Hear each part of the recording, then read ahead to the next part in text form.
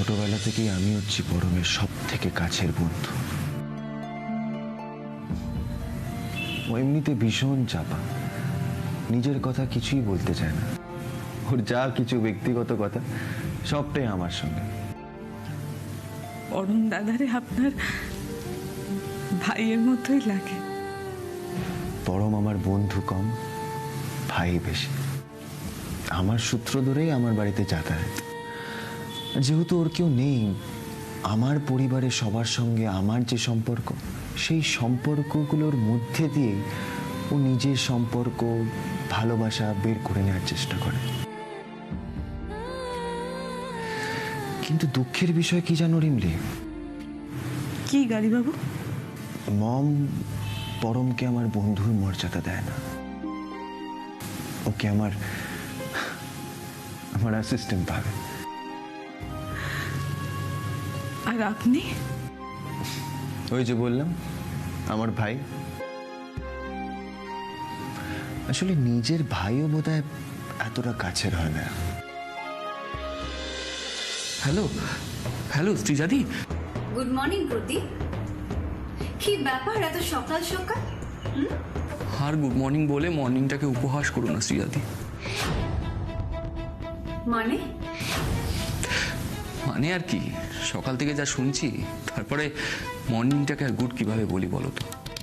কেন, কি হয়েছে প্রদীপ? উদয় বাড়ি ফেরেনি? কাল রাত তো দূরের কথা, এখনো অব্দি বাড়ি ফেরেনি।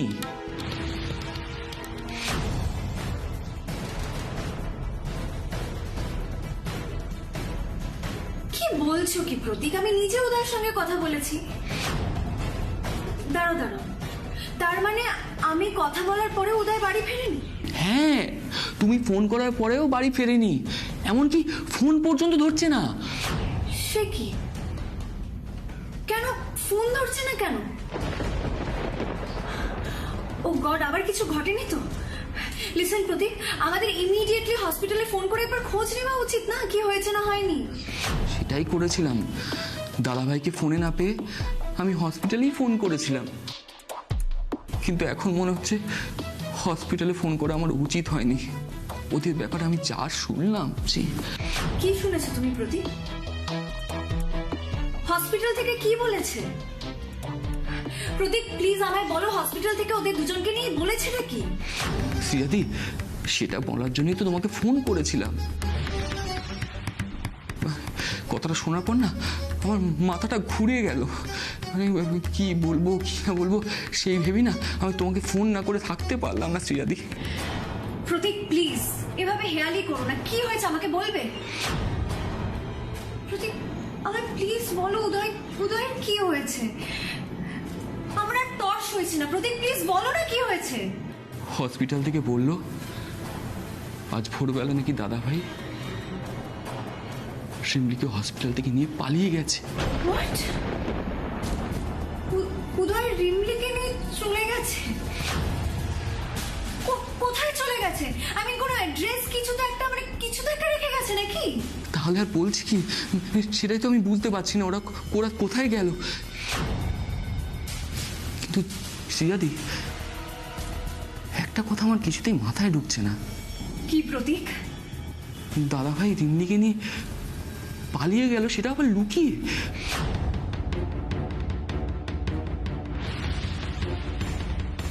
কাউকে কিছু জানো না? মানে মানে আমাদের কথা বাদ দাও, মানে তোমাকে কিছু বলেনি? মানে সেটাই তো আমি ভাবতে পারছি না শ্রীজাদি। আমি একটা কথা কিছুতেই বুঝতে পারছি না প্রতীক, যে সবকিছু জেনে শুনে আন্টি এভাবে চুপচাপ বসে আছেন কেন? আর কোনো স্টেপ তো নিতে পারেন, কেন নিচ্ছেন না? এই নীরবতার মানেটা কি Pratik? Please can you explain?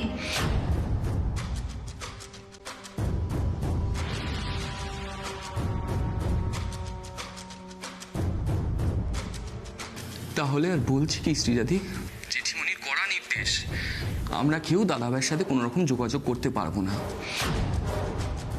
দাদাভাই যতক্ষণ না বাড়ি ফিরছে ততক্ষণ আমরা কেউ যোগাযোগ করতে পারবো না। দাদাভাই যে রিমলিকে নিয়ে পালিয়ে গেল সেটা পর্যন্ত আমরা কেউ জানতে পারবো না। তুমি ভাবো শ্রীজাদি, জেঠিমনি কি এটা ঠিক করছে? চিঠিমণি নাকি বলেছে এই সময় নাকি দাদাভাইকে ওর মতোই থাকতে দিতে হবে। কি বলছো কি প্রতীক? আন্টি এরকম বলেছেন? আমি তোমাকে বলেছিলাম না শ্রীয়াদি, দিনের শেষে কিন্তু দাদাভাই জেঠিমণির ছেলে, আমরা কিন্তু নয়। তাই দিনের শেষে আমি দুধে কিন্তু এক হয়ে যাবে, আর আটি রাস্তায় পড়ে গড়াগড়ি খাবে। শ্রীয়াদি এরা কিন্তু দিনের শেষে এক হয়ে যাবে। শ্রীয়াদি, সময় এলে কিন্তু মা ছেলে এক হয়, কিন্তু তুমি কিন্তু এই মা ছেলের নাটকে সব থেকে বেশি ক্ষতিগ্রস্ত হবে শ্রীয়াদি। আমি? তাছাড়া আর কি? হ্যাঁ, দাদাভাই রিমলির সঙ্গে না ঠিক সম্পর্ক রেখে যাবে শ্রীয়াদি। যেটুকু তোমার সামনে এক কথা বলবে, আবার দাদাভাইকে ওদিকে প্রশ্রয় দেবে। মাঝখান থেকেই না শুধু তুমিই প্রতারিত হবে, শুধু তুমি। তুমি এখন ফোনটা রাখো প্রতীক, এরপর পুরো বিষয়টা আমি দেখে নেব। আমি এক্ষুনি উদয়কে ফোন করব, ওকে ফোন করে জিজ্ঞেস করব কেন আমার সাথে এরকম করছে। আমি তো কোনোদিন ওকে জোর করিনি, তাহলে ওরা সবাই মিলে আমার সাথে এভাবে খেলছে কেন বলো তো প্রতীক? তুমি ফোনটা রাখো, এবার যা করার এবার আমি করব। কি মা, এবার বুঝতে পারলে তো কেন আমি জেঠিমণিকে আগে ভাগে খবরটা দিতে বারণ করেছিলাম? একটা কথা ভালো করে শোনো মা, প্রতীক মুখার্জি মাঠে নেমেছে ম্যাচটা জেতার জন্য, হারার জন্য নয়। তানিশা মুখার্জির পরিবারের শেষ থেকে ছাড়বো আমি, এই তোমায় বলে দিলাম। সে আর বলতে, উফ, এখন তো দেখছি শয়তানিতে তুই আমাদেরকেও ছাপিয়ে যাচ্ছিস। আয় আয়, বুকে আয়, বুকে আয়, তুই পারবি, একমাত্র তুই পারবি। আরো বড় হ বাবা, তুই আরো বড় হ। আমার একটা ছোট্ট ভুলের জন্য আমাদের এত দিনের বন্ধুত্বের মধ্যে একটা চিড় ধরেছিল। পুরোটাই ভুল বোঝাবুঝি, আর আমি স্বীকারও করছি ভুলটা আসলে আমারই রিমলি। বাট রিমলি, শুধুমাত্র তোমার এই ঘটনার জন্য আমি আমার ভাইকে আবার ফিরে পেয়েছি।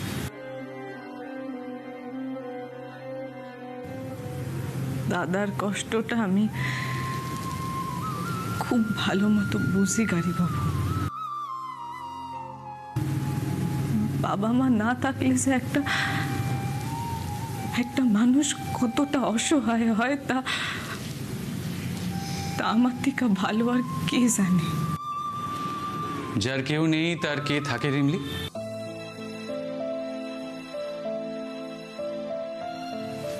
তার মাথার উপরে ভগবান থাকেন, আর সেই ভগবানই আমাদের দুই অনাথ ভাই বোনকে এক করে দিয়েছেন রিমলি।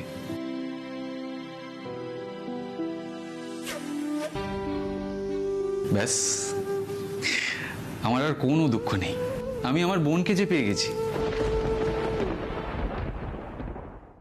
দেখো, আজকের পর থেকে আমরা নিজেদের দুঃখ কষ্ট একে অপরের সাথে ভাগ করে নেব সারা জীবন,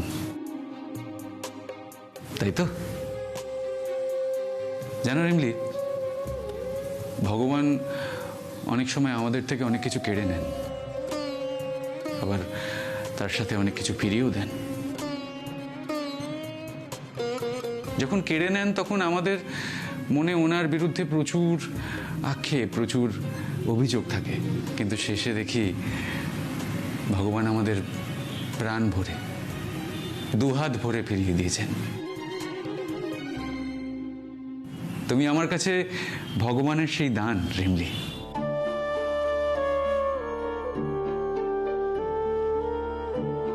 যেন এমন অনেক না পাওয়ার মধ্যেও কিছু পাওয়া থাকে, যেটা পেলে ওই না পাওয়ার অভিযোগগুলো, ওই না পাওয়ার আক্ষেপগুলো মুছে যায়, ভরে যায়। যেন যে মুহূর্তে তোমার মুখ থেকে আমি দাদা ডাকটা শুনলাম, সেই মুহূর্তে আমার বোনের কথা মনে পড়ে যাচ্ছিল। আমার বোন যেন সেও আমাকে এইভাবে দাদা বলেই ডাকতো।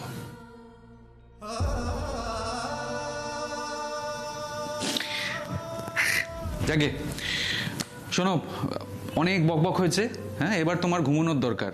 হ্যাঁ তখন থেকে জেগে আছো, এরকম করলে কিন্তু শরীরের 12টা বেজে যাবে বলে দিলাম। শোনো, এখন তোমার পর্যাপ্ত রেস্টের প্রয়োজন, তুমি সেটাই নিচ্ছ না। এরকম করলে কিন্তু আমি তোমার উপরে প্রচন্ড রেগে যাব। হ্যাঁ সত্যি কইতেছি দাদা, এখন আর ঘুমাইব না। ঘুমানোর চেষ্টা করো, ঘুমানোর চেষ্টা করলে তবেই ঘুম আসবে। এরকম সারাদিন বকবক বকবক করে গেলে তোতা পাখির মতো ঘুম আসবে না। চুপটি করে চোখটা বন্ধ করে ঘুমানোর চেষ্টা করো, ঠিক ঘুম আসবে। গাড়ি বাবু, এইবার আমার ঘুমানো ছাড়া আর কোনো পথ নাই। বাহ, লাস্টে পরম দাদার কথা শুনে রিমলি ঘুমাতে রাজি হয়েছে। Very good. গাড়ি বাবু, এইবার আপনি দয়া কইরা বাড়ি চইলা যান। আপনি তো অনেক করলেন, এবার বাড়ি যান গাড়ি বাবু। আপনার বাড়ির সবাই নিশ্চয়ই খুব চিন্তা করতেছে। রিমলি, তুমি কেন বুঝছো না? আমার মতন একজন গায়ের মাইয়ার জন্য আপনি নিজের কাছের মানুষদের কেন কষ্ট দিতেছেন গাড়ি বাবু? নিজের কাছের লোকেদের কষ্ট দিতে নাই। আপনি বাড়ি ফিরে যান। এটা তুমি কি বলছো রিমলি? তুমি আমার জীবনে কোনো বাড়তি মানুষ নও। আমি আর এক মুহূর্তের জন্য তোমার কোনো কথা শুনতে চাই না রিমলি। আমি বলেছি না, আমি যা বলবো শুধুমাত্র তুমি ফলো করবে। হোয়াট? কি বলছো কি তুমি? Yes aunty, if you want you can check. Uday আজ ওই মেয়েটাকে নিয়ে হসপিটাল থেকে বেরিয়ে গেছে। এসব কি হচ্ছে আন্টি? ও কোথায় গেছে, কেন গেছে, সেসব আমরা কেউই বোধহয় কিচ্ছু জানি না। What is going on? Are you sure Srija? Of course I am sure aunty. উদয়কে আমি ফোনে কিছুতেই পাচ্ছি না, ওকে বারবার কল করছি কিন্তু ওর ফোন সুইচড অফ বলছে। Can you please explain, auntie, what is going on? I mean, seriously, আমি না এসব আর জাস্ট নিতে পারছি না। সৃজা, আমি সত্যি কথা বলছি, ট্রাস্ট মি। আমি জানতাম না আমার বেটা এরকম একটা কাণ্ড করে বসে আছে। Trust me. কি করে জানবে? ইচ্ছে থাকলে তো জানতে পারতে। কি বললে তুমি? আমার জানার ইচ্ছে নেই আমার ছেলে কোথায় আছে? আন্টি প্লিজ, যদি সত্যি তোমার জানার আগ্রহটা থাকতো না, তাহলে কালকে ওইভাবে উদয়কে হসপিটালে ফেলে রেখে আসতে না তোমরা। তোমাদের উচিত ছিল কারুর না কারুর ওর সঙ্গে ওখানে থাকার। একটা সহজ সত্য তোমরা কেন বুঝতে পারছো না আমি জানি না। ওই মেয়েটাকে উদয় গ্রামে রেখে আসতে গিয়েও কলকাতায় নিয়ে ফিরে এলো, তারপরেও তোমাদের মনে হচ্ছে না যে উদয়ের ওর প্রতি মায়াটা এখনো ভীষণ ভাবে আছে? একটা জলের মতো সরল জিনিস তোমরা দেখেও না দেখার ভান কেন করছো? ওয়াই? সৃজা, প্লিজ প্লিজ মাথা ঠান্ডা করো, মাথা ঠান্ডা করো, মাথা গরম করো না। আমার কথাটা শোনো। এত কিছুর পরে আমি কি করে আমার মাথা ঠান্ডা রাখবো আন্টি? আমি তোমাকে বলছো যে সৃজা মাথা ঠান্ডা করো।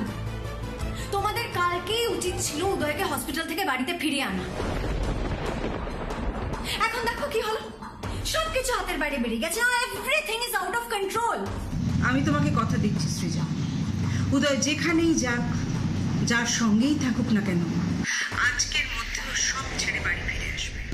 আর তারপর দেখো, এখনো পর্যন্ত কোনো কিছু আউট অফ কন্ট্রোল হয়নি সৃজা, সবটাই কন্ট্রোলের মধ্যে আছে। বিলিভ মি, আমি তোমায় কথা দিচ্ছি, উদয় যেখানেই যা, যার সঙ্গেই থাকুক না কেন, আজকের মধ্যেই ও বাড়ি ফিরে আসবে। Trust me. আচ্ছা ঠিক আছে, আমাকে বলো এবার উদয়কে কি করে ফিরিয়ে আনবে তোমরা? হ্যাঁ, উদয় কোথায় আছে সেটা এখনো পর্যন্ত আমরা কেউ জানি না। তাহলে কি করে বলছো তুমি যে আজকেই উদয়কে তুমি বাড়িতে ফিরিয়ে আনবে? কি করে?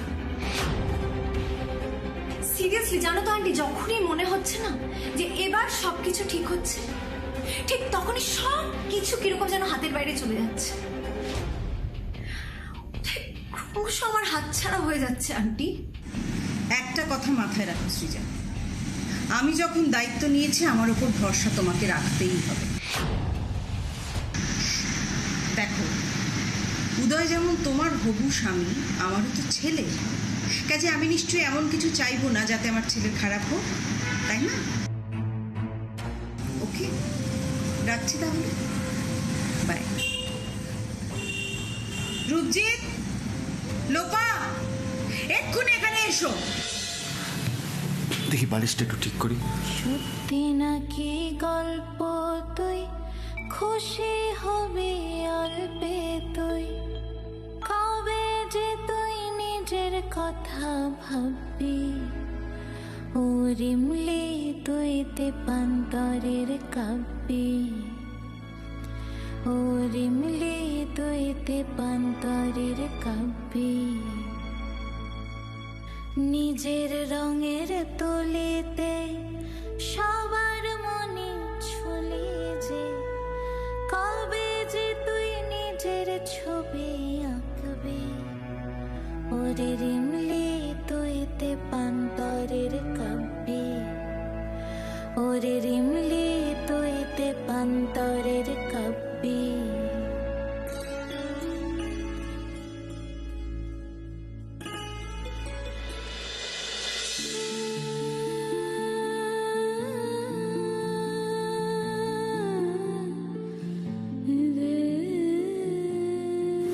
উদয়, তুই এই বিষয়টাকে সিরিয়াসলি কেন নিচ্ছিস না বলতো?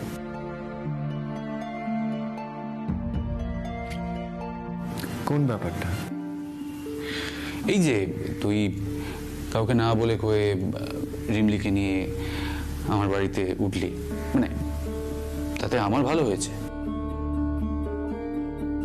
কিন্তু তোর বাড়ির লোকেদের কথা একবার ভেবেছিস? তোর কোনো খবর না পেয়ে তোর বাড়ির লোকেদের কথা একবার ভেবেছিস তাদের কি অবস্থা?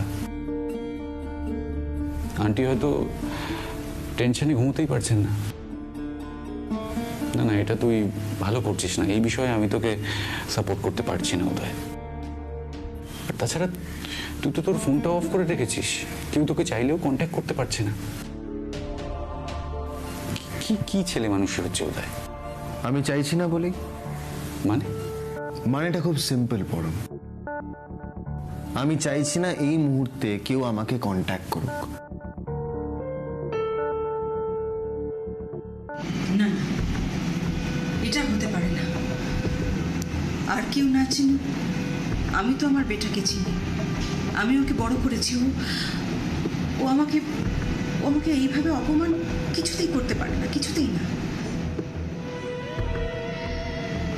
আমি রূপজিৎকে থানায় ফোন করে খোঁজ নিতে বললাম ঠিকই, কিন্তু কেন জানি মনে হচ্ছে উদয় কোথায় গেছে আমি সেটা জানি।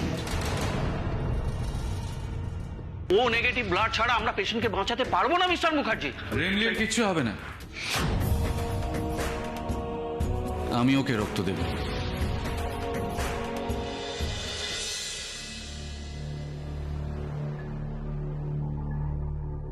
একটা কথা আমি খুব স্ট্রংলি ফিল করছি উদয়, খুব মনে হচ্ছে। কি বলতো? তোর এই ডিসিশন, এই আচরণের জন্য সব থেকে বেশি বিপদে পড়বে রিমলি। মানে হোয়াট ডু ইউ মিন পরম? শোন, তুই ঠান্ডা মাথায় ভাব, তুই রিমলিকে কোন কন্ডিশনে হসপিটাল থেকে এখানে নিয়ে এসেছিস সেটা তুই খুব ভালো করে জানিস। আর সেই কারণেই সমস্ত রাগ গিয়ে পড়বে রিমলির উপরে। আমি তো এর মাথা মুন্ডু কিছুই বুঝতে পারছি না পরম। এতে রিমলির উপর মানুষের রাগ পড়বে কেন? সব জেনেও না জানার ভান করিস না উদয়। তুই খুব ভালো করে জানিস তোর বাড়ির কেউ রিমলিকে পছন্দ করে না, তার উপর তুই রিমলিকে নিয়ে নিখোঁজ। একবার ভেবে দেখেছিস তুই যে এইভাবে রিমলিকে নিয়ে নিখোঁজ হয়েছিস, তোর বাড়িতে কি তুলকালাম চলছে সেই বিষয়ে ভেবেছিস? দেখ, তুই বাড়ির ছেলে, সুতরাং আজকে ওরা তোর উপরে রাগ করবে, অভিমান করবে, কিন্তু আলটিমেটলি সব ঠিক হয়ে যাবে, তোকে কেউ কিচ্ছু বলবে না। সমস্ত রাগ গিয়ে পড়বে ওই রিমলির উপরে। সবাই বলবে ও তোকে ফুসলিয়ে তোর মাথায় হাত বুলিয়ে এখানে নিয়ে এসছে।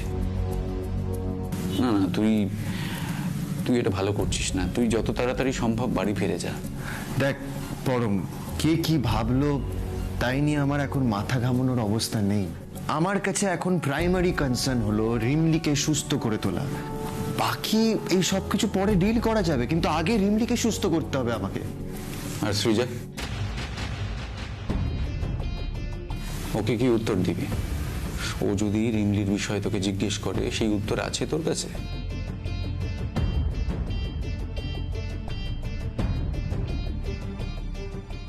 একটা সত্যি কথা বলবো পরম, এর মধ্যে লুকানোর তো কিছু নেই।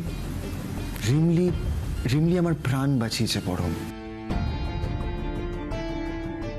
তাই ওকে সুস্থ করে তোলাটা আমার কর্তব্যের মধ্যে পড়ে।